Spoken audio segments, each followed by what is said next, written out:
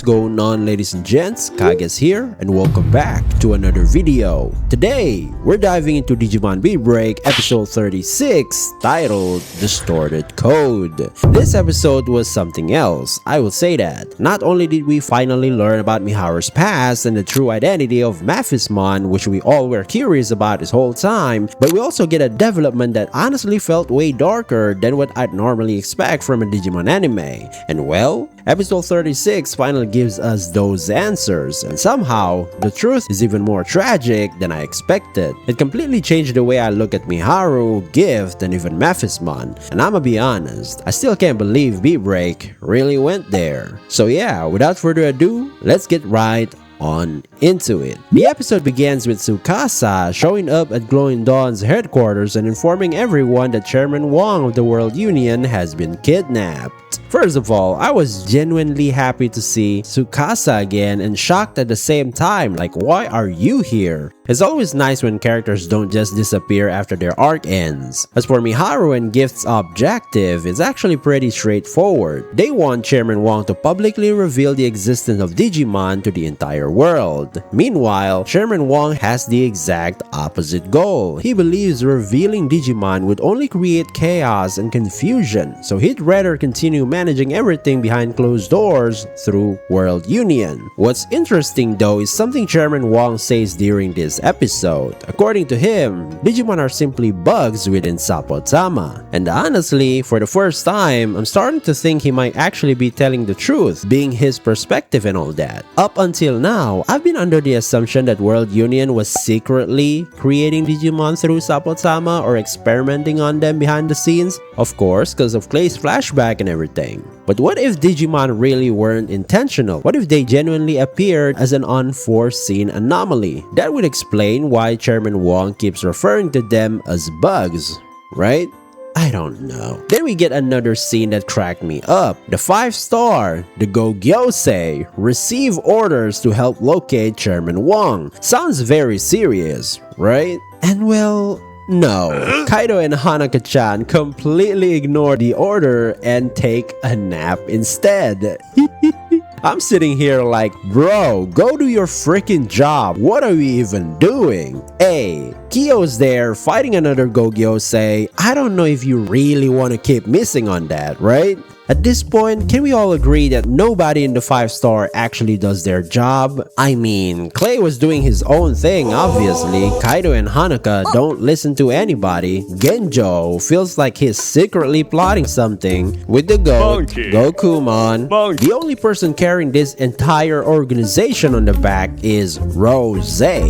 Yo, Chairman Wong, I'ma be real over here. She definitely deserves a raise here. Now back at Glowing Dawn's hideout, a Sapotama belonging to Miharu suddenly arrives. Following its signal leads Tomoro and Gekkomon to Miharu's home. I do find the battle with Brilliant Thorn straight up funny. They keep spamming the same moves over and over again. But Glowing Dawn got 3 ultimates now. Scorch, Germon, and Bearcatmon being enough to keep them in check is honestly nice to see. I love how Gekkomon mocks them like, "Kekeke, you can never catch us now. Goodbye, Tena." And that took me by surprise, not gonna lie. And from there, they discover a path into the mirror world, specifically a beautiful field of flowers that turns out to be Miharu's favorite place. I really like this setting. After everything we've seen from Miharu lately, it was nice getting a glimpse into a place that actually means something to her. Tomoro meets Miharu there and asks the obvious question,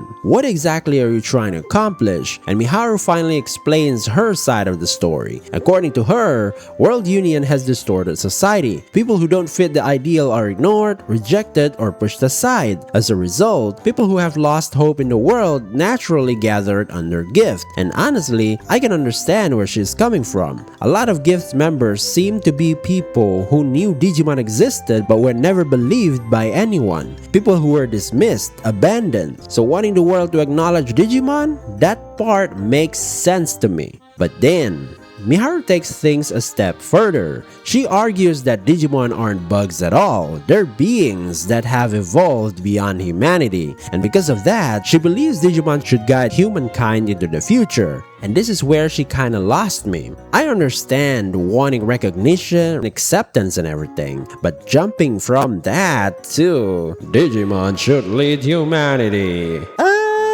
Feels like a massive leap in logic, no? Maybe that's the point, I don't know. Maybe we're supposed to see that Miharu's ideals are beginning to drift into something more extreme, because I definitely found myself agreeing with the first half of her argument a lot more than the second, right? Here, Miharu proposed that he joins her, joins Gift, and rewrite the world. Then Tomoro, having a different opinion to all of this, rejects Miharu's offer in the kindest way possible. Say that he understands her feelings and agrees about the world being twisted, but at the same time, he's honest enough to tell her that the way she's trying to change it is wrong. That he sees Gekkomon as a friend, someone he could honestly talk to, laugh and confide with, someone he can genuinely talk to as an equal. Because when it comes to Digimon, Tomoro doesn't see them as beings above or below humanity. The fact that he's trying to understand and convince her and not treating her as an enemy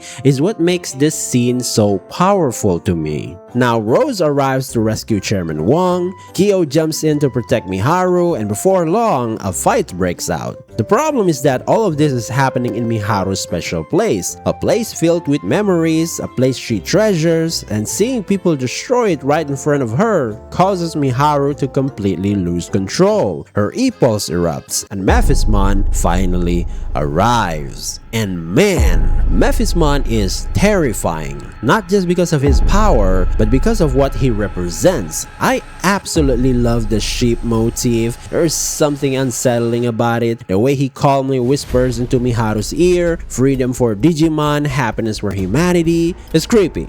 I know, because I think Miharu's feelings are genuine. I truly believe she wants people and Digimon to coexist, but Mephismon is exploiting those feelings. He's taking her insecurities, her grief, and her hopes and twisting them into something else, something far more dangerous. At this point, I honestly think the idea of creating a Digimon first world is less Miharu's dream and more Mephismon influence. And I want to say this real quick. Mephismon getting female VAs felt so intentional to me, as seeing the changes that he got to the X-antibody forms, becoming more of a female goat and all that. So it's such a fun little detail, you know? And so glad they did that.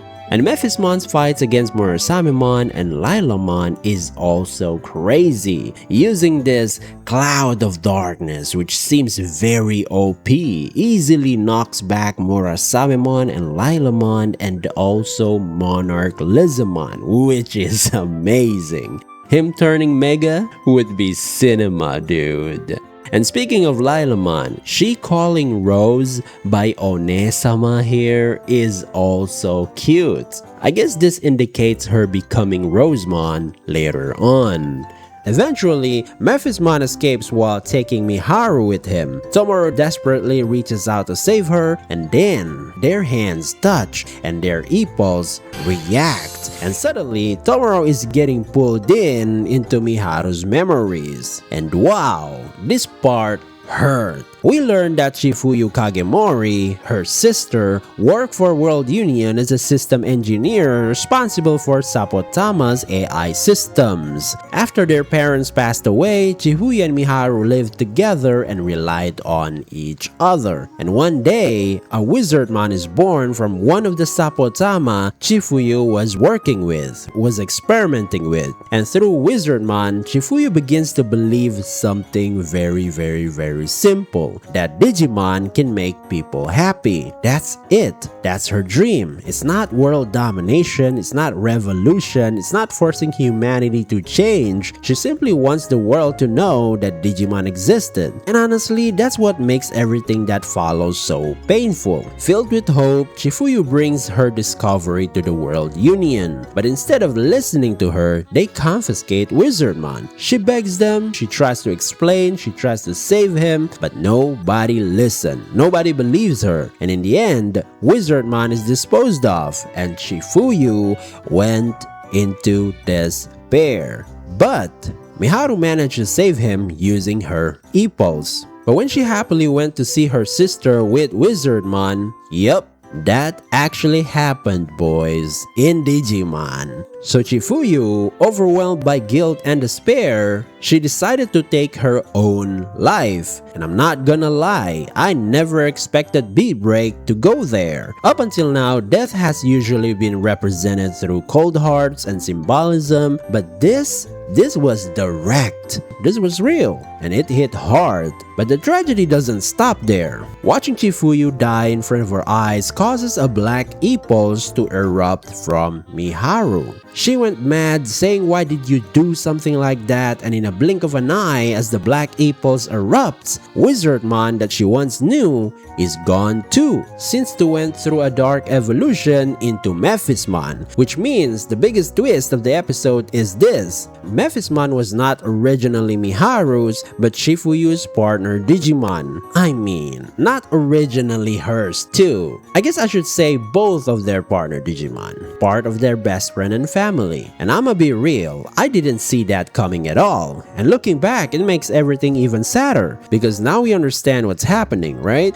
Miharu inherited Chifuyu's wish. She genuinely wants to fulfill her sister's dream. But because of Mephismon's manipulation and because of Miharu's own grief, that dream has become distorted, which I think is what the title insinuates: distorted code. She's no longer walking the same path Chifuyu was, and that's heartbreaking. And I'ma be real over here, I wouldn't be surprised if next episode somehow involves Chifuyu appearing again. Just imagining a scene like that already makes me emotional. And you know what's interesting? The more I think about this episode, the more I feel like there isn't really a true villain. At least not in the traditional sense, right? There's just no single character that I can point to and say, "This is all your fault," you know? World Union genuinely believes it's protecting the world, Chifuyu genuinely wanted to help people, Miharu genuinely wants Digimon to be accepted, dude, even Mephismon was born from a tragedy. It's just one terrible event leading into another, man. And because nobody's entirely right or wrong, the whole situation feels even more painful. There's no easy answer, and maybe that's exactly why this episode hits so hard. And personally, I have a bit of a take to all this incident that happened this episode. Take it as me connecting the dots here, and it may sound crazy, right? So we all know that Wizardmon is not even Miharu's or Chifuyu's real partner Digimon. Basically, they're not his owners, right? That's point number one. And what if Kishiwada Kanchi over here, the assistant, is in fact the true owners of Mephismon? See how the camera pans to him, showing him bowing down to Mephismon? First, I'm like, come on, man, why waste such precious seconds in this already rushed and packed episode on the freaking dude? But then it clicked with me. Remember how every member of Gift glorifies Digimon, such as Jokermon, Lugermon, and the recent Bombermon case? Especially when we know nothing about Kanchi over here. See what I'm saying? And what if Kanchi is actually the one who took Chifuyu's very own life? Because Miharu was never there to witness it. So it was never a suicide, and Mephismon took away Wizardmon's life at that very moment too. They made her think that Wizardmon dark evolves into Mephismon, when that was never the case. In other words, Chifuyu and Wizardmon both were assassinated that very day. And of course, Kanchi and Mephismon were after something in Miharu or the World Union through Miharu that we do not know what it is. Okay, that was just me theory crafting as always. I just find it more cinema that way. And alrighty, that's for today's episode. So guys, what are your thoughts on this episode? Because for me, it was chaotic and dark, right? So let me know your thoughts. And if you enjoyed the video, don't forget to hit that like button and subscribe to the channel. I would really appreciate that. Thanks for watching, and as always, this is Kage signing off. Stay sharp, and I'll catch you on the next one. Peace!